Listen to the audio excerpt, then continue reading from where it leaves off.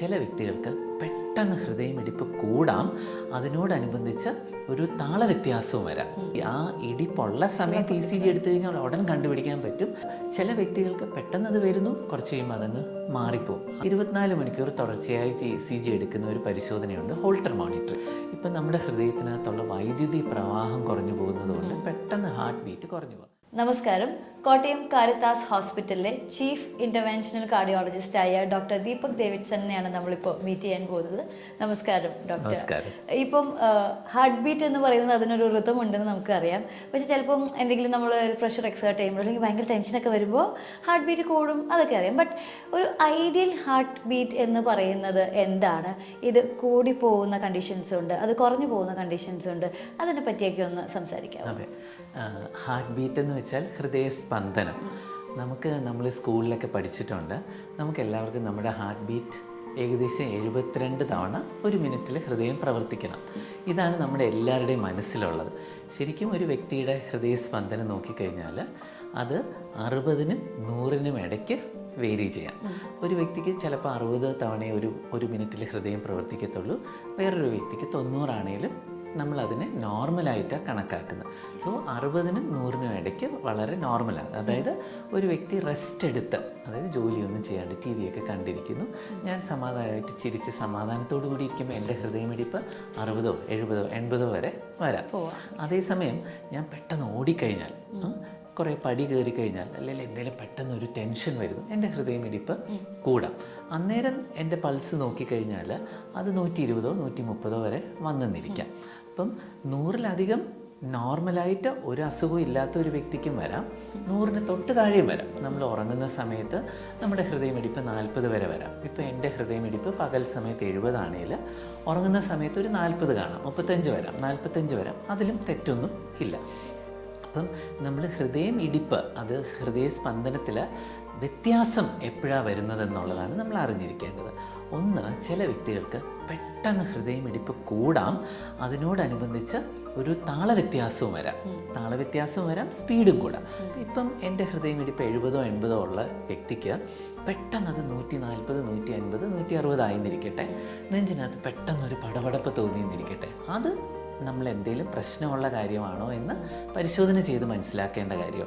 മിക്കവർക്ക് ECG, ആ ഇടിപ്പുള്ള സമയത്ത് ECG എടുത്തു കഴിഞ്ഞാൽ ഉടൻ കണ്ടുപിടിക്കാൻ പറ്റും ഇത് ഹൃദയത്തിൻ്റെ താളവ്യത്യാസമുണ്ടോ, ഹൃദയത്തിൻ്റെ സ്പീഡ് എന്തുമാത്രം കൂടി എന്നുള്ളത് നമുക്ക് വ്യക്തമായിട്ട് അറിയാൻ സാധിക്കും. രണ്ടാമത്തത്, ചില വ്യക്തികൾക്ക് പെട്ടെന്ന് അത് വരുന്നു, കുറച്ച് കഴിയുമ്പോൾ അതങ്ങ് മാറിപ്പോവും. അങ്ങനെയുള്ള വ്യക്തികൾക്ക് ECG എടുത്താൽ നമുക്കത് കണ്ടുപിടിക്കാൻ സാധിക്കത്തില്ല. 24 മണിക്കൂർ തുടർച്ചയായി ECG എടുക്കുന്ന ഒരു പരിശോധനയുണ്ട്, ഹോൾട്ടർ മോണിറ്ററിങ്. ആ ടെസ്റ്റ് ചെയ്താലും ഈ വ്യക്തികൾക്ക് ഇടയ്ക്കിടയ്ക്ക് ഹൃദയത്തിൻ്റെ താളവ്യത്യാസം വരുന്നുണ്ടോ എന്നുള്ളത് നമുക്ക് അറിയാൻ സാധിക്കും.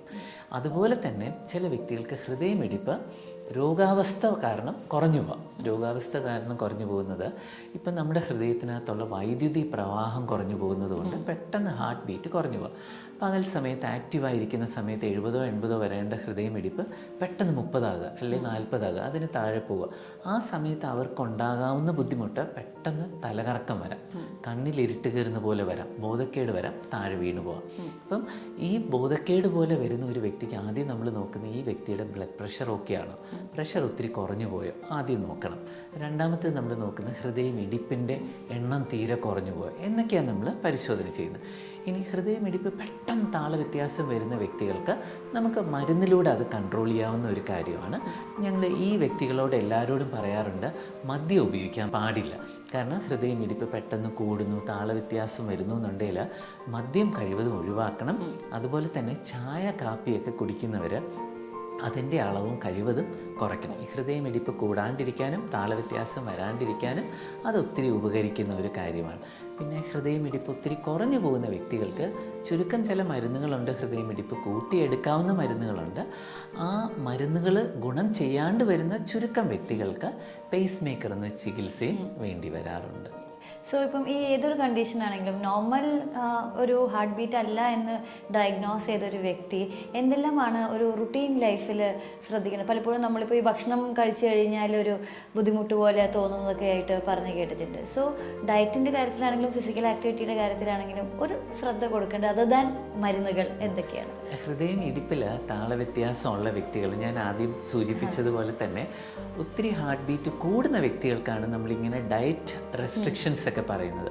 അതായത് ഒത്തിരി എരിവുള്ളത് കഴിവതും ഒഴിവാക്കുക, മദ്യം തൊടുകയോ വേണ്ട, ചായ കാപ്പി വേണ്ട, ഇഫ് അറ്റ് ഓൾ വേണ്ടി വന്നാൽ ദിവസം ഒരു ഗ്ലാസ്, അതിലധികം കൂടുതൽ വേണ്ട. അതായത് ഈ ഹൃദയം ഇടിപ്പിൻ്റെ താളവ്യത്യാസം കൂടാൻ ഇടവരുത്തുന്ന കാര്യങ്ങളെല്ലാം കഴിവതും ഒഴിവാക്കുക. ഇനി ഹൃദയം ഇടിപ്പ് കുറഞ്ഞു പോകുന്ന വ്യക്തികൾക്ക് നമ്മൾ ആദ്യം നോക്കുന്നത്, ചില മരുന്ന് കഴിക്കുന്നവർക്ക് ഹൃദയം ഇടിപ്പ് കുറഞ്ഞു പോകും. അങ്ങനെ മരുന്നുകളുടെ ആണോ ആ കൂട്ടർക്ക് ഭക്ഷണവുമായിട്ട് വലിയ ബന്ധമില്ലാത്ത ഒരു കാര്യമാണ് ഈ ഹൃദയം ഇടിപ്പ് കുറഞ്ഞു പോകുന്ന കാര്യം. So thank you so much doctor. വളരെ ഡീറ്റെയിൽഡ് ആയിട്ട് തന്നെ നമുക്ക് ഈ ഒരു ടോപ്പിക്കിനെ പറ്റി ഡോക്ടർ പറഞ്ഞു തന്നു. Thank you so much. Thank you.